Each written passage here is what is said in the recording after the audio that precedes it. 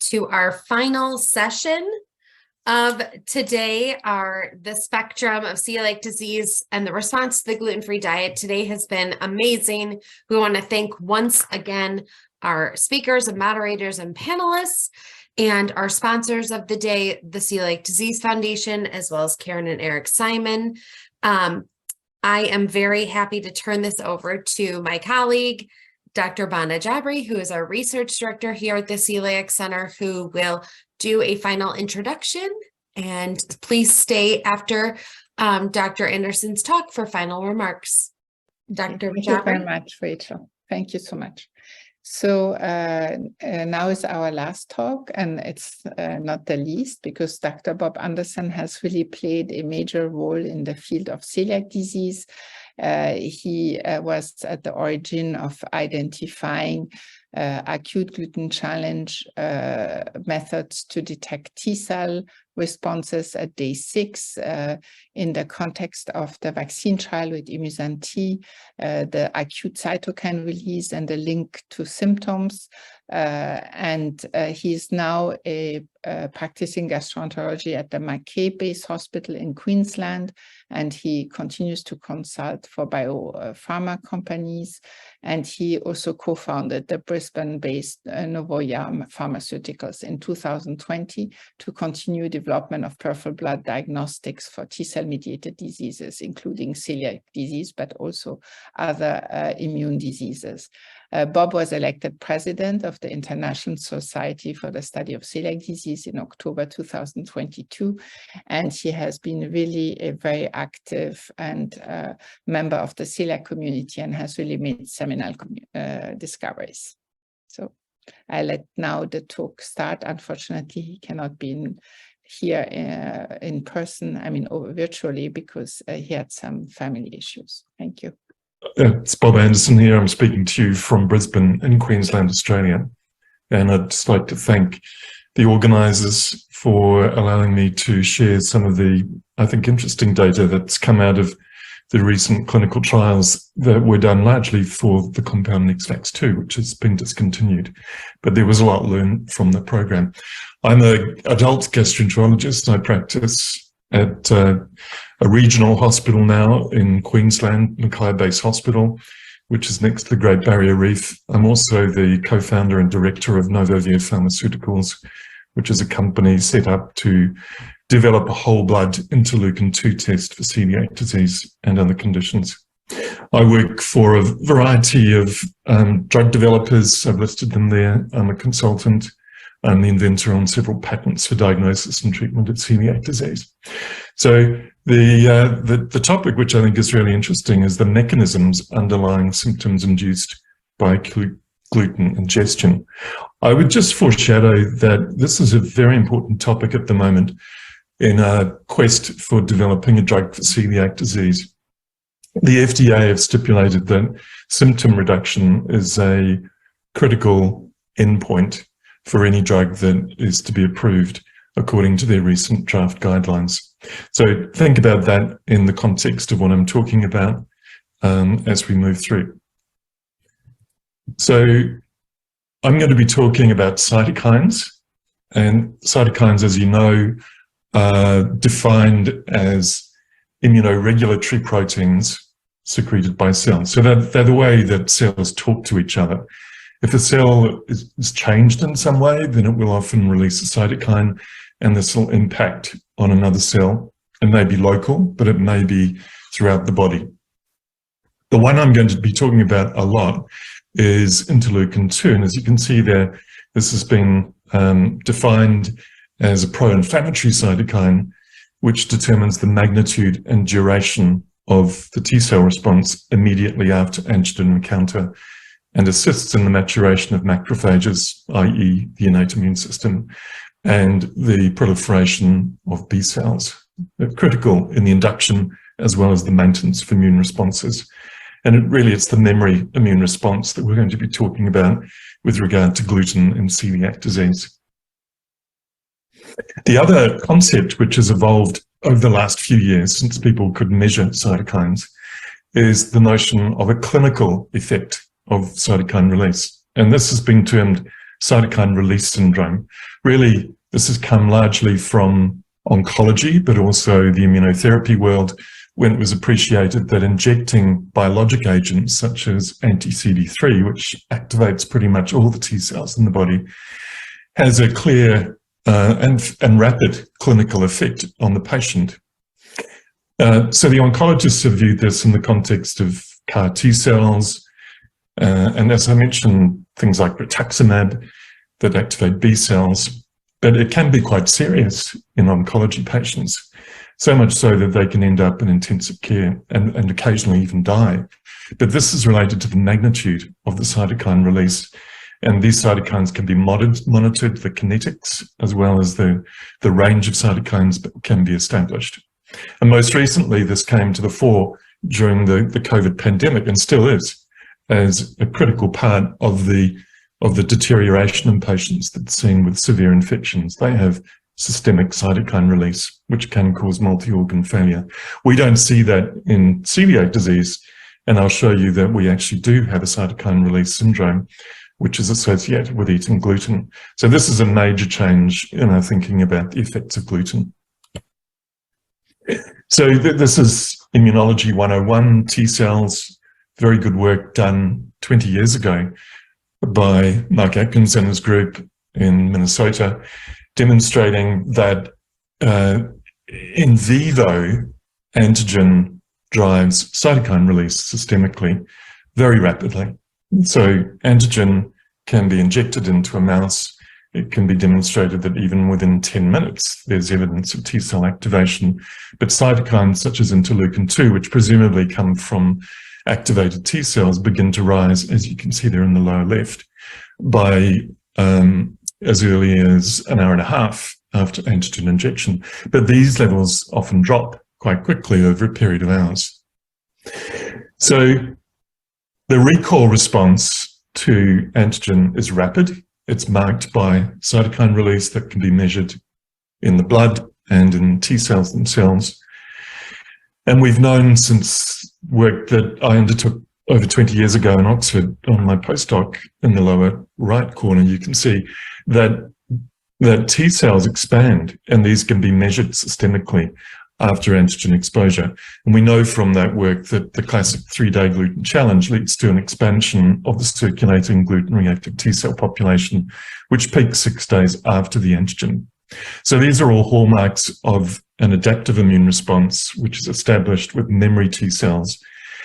And one would surmise from the mouse work that surely if there's an expansion of the T cells on day 6, you may well expect cytokine release occurring within hours after gluten exposure. This, however, in celiac disease was certainly not mainstream thinking. It was thought that innate effects of gluten, independent of activating T cells, were the drivers of these early symptoms. So that really was tested by the development of what we call the bolus oral gluten challenge. And this is a gluten challenge which replaces the slice of bread that used to be the standard gluten challenge with vital wheat gluten flour. Vital wheat gluten flour is about 75% protein. Nearly all of that protein is so-called gluten. These are aqueous insoluble proteins which contain the antigen that triggers celiac disease. You can work out, though, how much vital wheat gluten flour to administer such that it will be equivalent to a certain number of slices of bread. So in clinical practice, we give gluten challenges. Traditionally, we've used bread. It's convenient. It's easy. Everyone's got access to it. But it has FODMAPs, and FODMAPs have really come to the fore with the work from Melbourne, Peter Gibson's group, indicating that FODMAPs, and in particular fructans that occur in wheat flour, most wheat flour, it can trigger irritable bowel syndrome.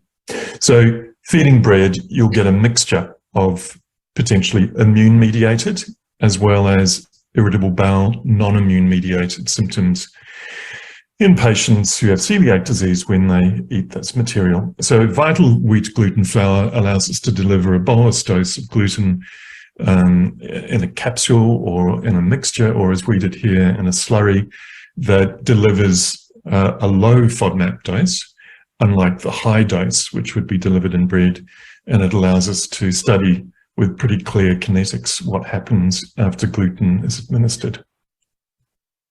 This was the gluten challenge format that was used. There are various permutations on this challenge now, but it delivered 10 grams of vital gluten.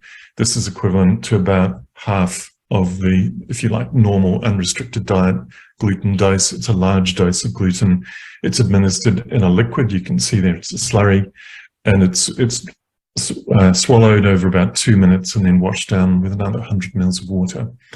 It's followed by close observation over 6 hours with hourly observations, and we were performing cytokine assessments in serum collected at baseline and then every 2 hours.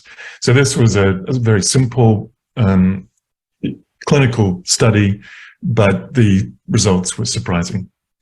The first thing I would highlight, though, this is a slightly complex slide, but this is published in paper Tidin et al. BMC Medicine 2021. It indicates that patients were asked what symptoms they expected before they had the gluten, and then that compared with the symptoms they rated 6 hours after the gluten.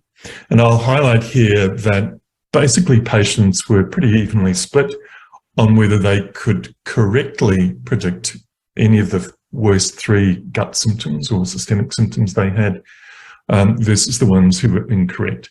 So by and large, patients in this study, this was a large study, nearly 300 people, patients were really quite poor at predicting what symptoms would be worst for them.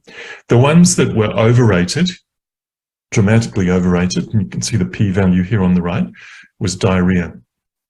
Arguably, diarrhea may occur a little later than 6 hours, but clearly diarrhea is overrated in this, certainly in this initial period, whereas nausea, which wasn't rated as a particularly significant symptom by people before the challenge, it actually turned out to be highly reproducible. So patients who vomited, patients who had severe nausea, generally they were right. They would experience those symptoms. But diarrhea was striking because it was not expected. And this is a concern because the patient-reported outcome tools that were developed under FDA regulations were simply asking patients what symptoms they had when they last had gluten. They never actually fed gluten. It was all based on recall. So the experimental basis for our PRO development, I think, is questionable at this time, and we need to review. So what happened when patients ate gluten? This was a study in which we had a cohort of 25 celiac gluten-free diet patients enrolled in a clinical trial of our therapeutic NextVax 2. But during the months before they entered the actual trial period, they were given a bolus gluten challenge, as I've described, and we rated out of 10 the symptoms that they experienced each hour to 6 hours, as well as their overall GI symptoms, and compared that with an unaffected control group of 25 individuals who were healthy normals on an unrestricted diet, who had the same gluten. It was open label, so they knew what they were eating. So here you can see that there was quite very marked variability in severity of symptoms. It turned out that vomiting occurred in 6 of these 25 within 2 to 3 hours after having the gluten. The symptoms were quite marked even at 2 hours, but they peaked at 3 hours. And the thing that, if you like, was most prominent is that nausea turned out to be a very prominent symptom in this group. Tiredness and headache were also there, but amongst the GI symptoms, it was nausea, which was the most prominent. So this gave us a clue that we could measure and quantify symptoms after patients ate gluten. When we looked in a separate study, a group of patients who had a master challenge, so this was a slightly different design. We had a gluten-free sham gluten challenge. Patients were blinded, investigators were blinded as to which challenge patients were being delivered.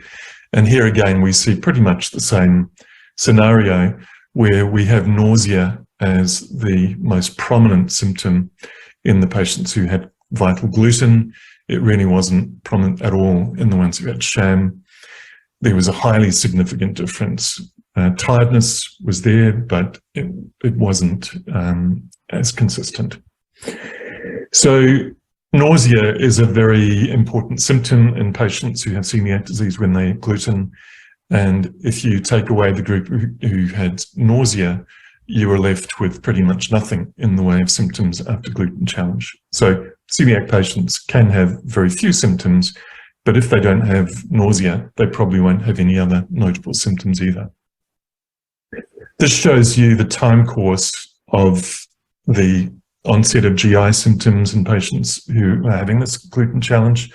So if we look at all 295 patients rated out of 10, all the various symptoms that are listed on the bottom there, they rise by 1 hour, they peak at about 3 to 4 hours, and then they subside. If you look at the subgroup, about 10% who have very severe overall symptoms, so this is rated by the patient, they determined that they had very severe GI symptoms, so almost all of them were vomiting. You'll see here that the time course on the right is actually even more dramatic, with peaking again at 3 hours, but even by 2 hours, they're actually feeling very unwell, and nausea is the most prominent symptom. So this nausea and vomiting is a very clear sentinel feature. Other symptoms like bloating are actually quite prominent, but again, as noted, diarrhea is really not playing a large role in many of these patients. So what about biomarkers? So when we were assessing the serum that was collected over the time course of 6 hours, we found that interleukin-2 rose dramatically. So interleukin-2 is very hard to measure in baseline serum. There's very, very low concentrations. But after the gluten, at 2 hours, we were able to see elevations, and this correlated quite nicely with the overall severity of gut symptoms. So we saw some patients who had no symptoms, you can see there in the green line, but they too had elevations in interleukin-2. There were some patients, about 20%, who had no rise in interleukin-2. However, patients who had no symptoms, many of them had elevations in IL-2, and as you can see, the most severe reactions were associated with really quite dramatic elevations of interleukin-2.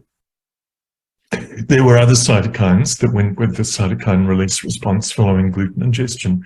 And you can see here that listed out in the multiplex panel that we assessed, that there were some with dramatic elevations in addition to interleukin-2.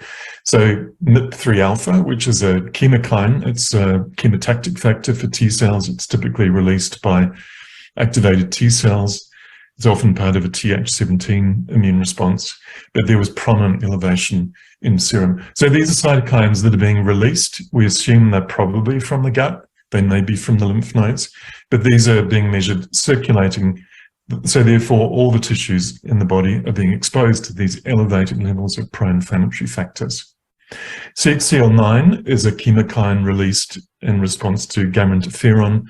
It's released by monocytes. It's a chemotactic factor, but it's really a marker of interferon gamma. And this fits with what we know about T cells in celiac disease, having a Th1 profile and releasing gamma interferon.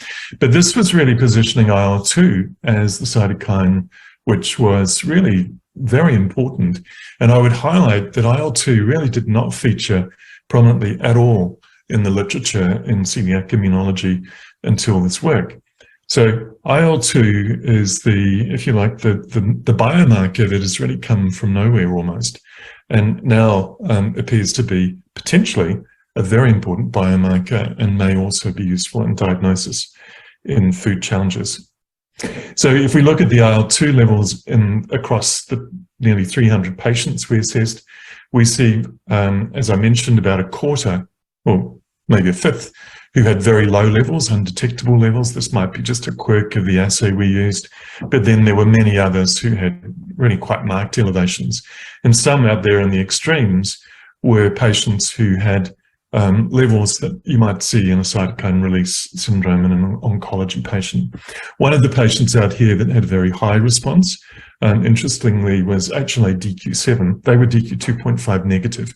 So it highlights that some rare HLA group, HLA types are associated with celiac disease and a marked reaction to gluten. We look here at the interleukin-2 level and compare it with damage in the gut. So the villus height crypt depth ratio being less than 2 indicates villus atrophy.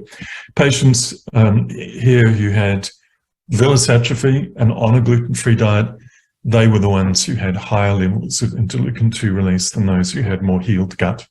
In the right-hand panel, we compared 2 identical gluten challenges 3.5 months apart, one at screening, one during the treatment period. And we see here that the responses individuals made in terms of peak IL-2 levels at 4 hours were tightly correlated. So cytokine release is highly reproducible.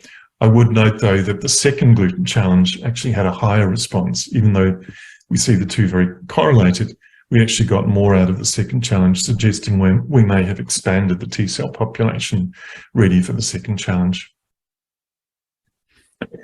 This is work that came from a cohort that was studied in Oslo by Knut London and Ludwig Solid, who are here. And this shows that tetramer staining of T cells, circulating T cells, these are effector memory CD4 T cells specific for gluten.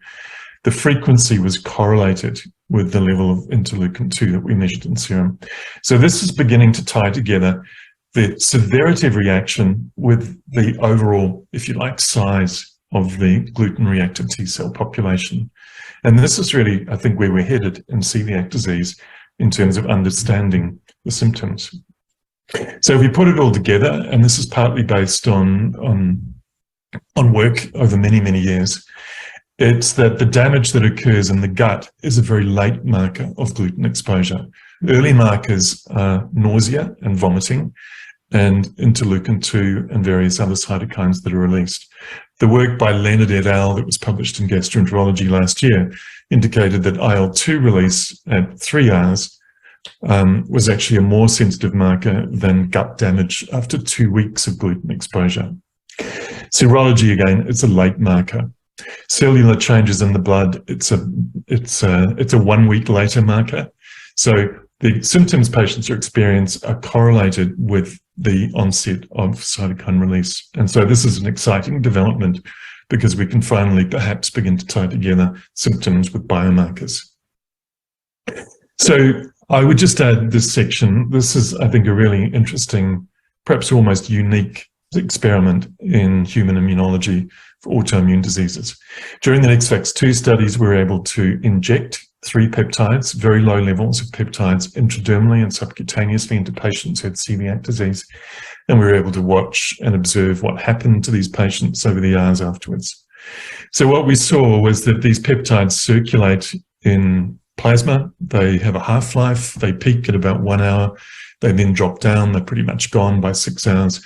But these are the 3 immunodominant peptides for T cells in patients who are HLA DQ 2.5 and have celiac disease. 90% of patients with celiac disease. And as you can see, 60 micrograms, so 20 micrograms of each of the peptides, triggered nausea and vomiting.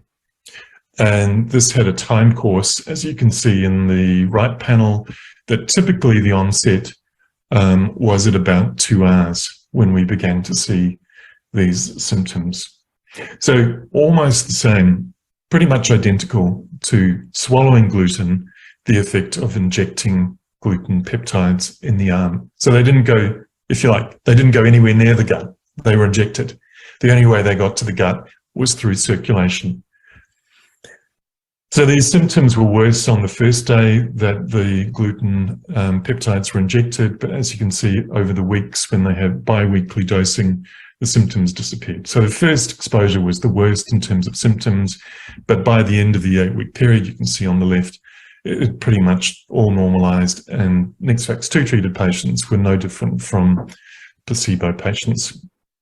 When we now look at this, at the cytokines that were circulating at 0, 2, 4, and 6 hours after the NextVax-2 injection, We see placebo in the middle had no effect on these cytokines, whereas in the left panel, we see pretty much the same cytokines rising, interleukin-2, the most prominent, from 2 hours peaking at 4 hours. So pretty much the same as oral gluten, which is remarkable. The difference is that this is 60 micrograms instead of 10 grams of gluten protein. So these are very potent, and presumably they interact and activate T cells very rapidly. And the symptoms were occurring at the same time, and they were gut symptoms.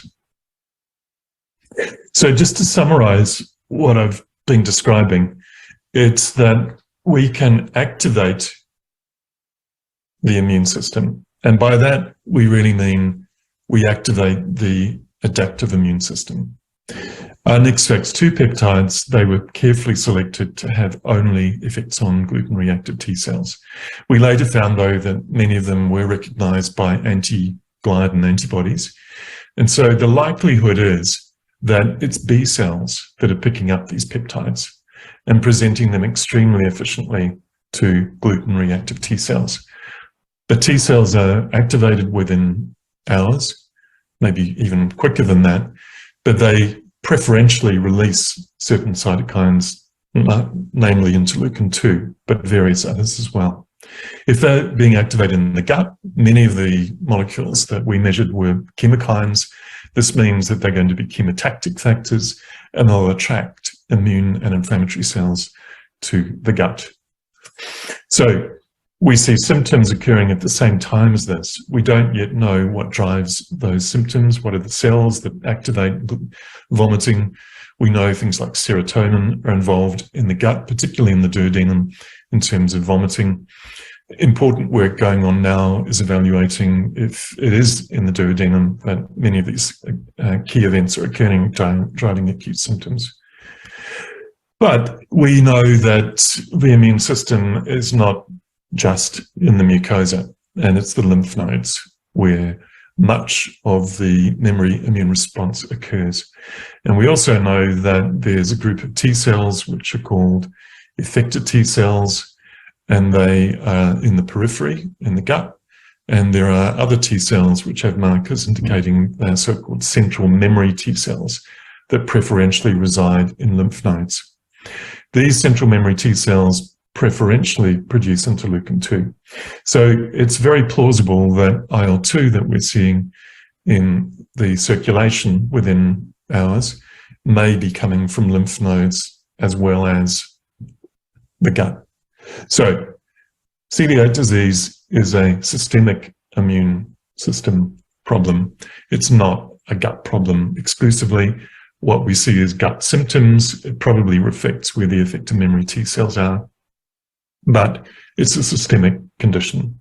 And this, I think, helps us in terms of understanding why symptoms occur, which symptoms are due to the immune reaction, and which may be modified by a drug. So I'll leave with this very nice image of the Great Barrier Reef, the Whitsunday Islands, which is located very close to where I work in my clinical practice. And I would thank you for listening, and I apologize I can't be with you in person, but I'm pleased to have shared this with you. So my acknowledgement goes to all of my colleagues that I worked with in USANT, Jason Tynan at WeHi, all the clinical investigators involved in the NixVax studies. The paper describing the final phase 2, the RESET CD study, is being published today, March the 7th, by Lancet Gastroenterology Hepatology, and I would encourage you to have a read of that. Thank you. I just want to thank Dr. Anderson for having taken time and recorded this for us ahead of time, and what a wonderful discussion to close the day. Thank you, everyone who has stayed here till the end. It's been, I think, a very exciting day in the sense that we have learned what we know so far, and also know that we don't know a lot. There's a whole lot more to learn about celiac disease. We started the day by discussing healing and talking about how do we assess for healing. There's a lot of discussion about biopsy, not to do biopsy. Definitely doing repeat biopsies in the adult world seems at least to be the norm for, I wouldn't say the norm, but at least there's a lot of people doing, adult gastroenterologists talking about looking at biopsies as a healing process from the adults. In pediatrics, I think the jury is still out on whether you repeat an endoscopy and a biopsy or not. And so we started the day there and realized that there are so many metabolic differences between pediatrics, adults, and also children and adults within their own spectrum. And how do we learn? Why do we have these metabolic defects? So some theories, some discussions, and we need to learn more, but really need to learn the mechanism of why do we have these differences. And that would bring us more into a personalized medicine. So we'd be able to counsel and help our patients who have these conditions in terms of what's the outcome, how do we help, and how do we support them. We moved on to the diagnostics, again, a wonderful discussion with our team, the pitfalls about serology, and also thinking about other mechanisms of ways of looking at the gut in terms of video capsules, transnasal endoscopies, and so on. And then moving on more into developing and evolving methods of biomarkers. Wonderful talks by many people discussing proteomics, tetramers, cytokines, T cells. And as I asked the panel, when does this happen? And when does it happen? I guess I don't know, but I have Dr. Jabri here who might be able to put some, enlighten us on that. But that's what we need. We need to know why is it that certain people have certain symptoms and some don't have symptoms. What can we do to help better than just doing a TTG and an endoscopy? And then, of course, we may be talking about this instead of being an autoimmune genetic condition, we might be talking about this as an immunological condition and looking at all these different biomarkers. Medications, there was a question on the chat. I apologize to the person that we did not address that, but it has been addressed at another one of our CME sessions. But medications are there, but in order for medications to happen, we need to rethink about what is it that we are looking for. Are we looking at symptoms? Are we looking at acute symptoms, as Dr. Jabri suggested? Are we looking at biopsies? So a lot of questions, a lot of things that need to be done, a lot of collaboration that needs to happen. Some of it is going to start here at University of Chicago. And before I hand over to Dr. Jabri, I just want to thank Rachel and Meeting Achievements. You guys just rock here today. You have done a phenomenal job. Rebecca tweeting away has been very nice. Thank you. So I'm going to just have Dr. Jabri, perhaps you have some comments about the future. No, thank you so much, Ritu. I think this has been a wonderful day. It shows how collaborative and interactive our celiac community is. We had people from all around the world and in the US. And you can see that it's a community that really loves to interact and work together to really move forward the care for celiac disease patients. I want to thank all the people from the technical support. I want to thank Rachel, who, as we already said, did an amazing job, and all the people who helped make that possible, all our speakers. We had speakers that had to stay up very late at night to be with us, and we're very grateful to them. And I want to thank my partner in crime, Ritu Verma, with whom we always enjoy putting together those events. I hope you have enjoyed it. If you have any questions, let us know. If you have any ideas. I want also to take this opportunity to thank our Celiac Disease Council. The people on that council have been amazing in terms of, helping us to think about the questions that are important for patients, and what kind of research and symposium and education events are important. So I also want to take the opportunity to thank them here. So Ritu, to you, and thank you to everybody. Thanks, Donna. Off to Rachel. Yes. Rachel can do our final housekeeping. How do we get slides? How do we get the talks? That seems to be the theme. Well, and I want to just let everyone know our recording of today, in case you missed certain parts, will be posted on this website that you've been navigating all day, as well as at the bottom of this website, if you are claiming CME credits, there are instructions and certificates at the bottom.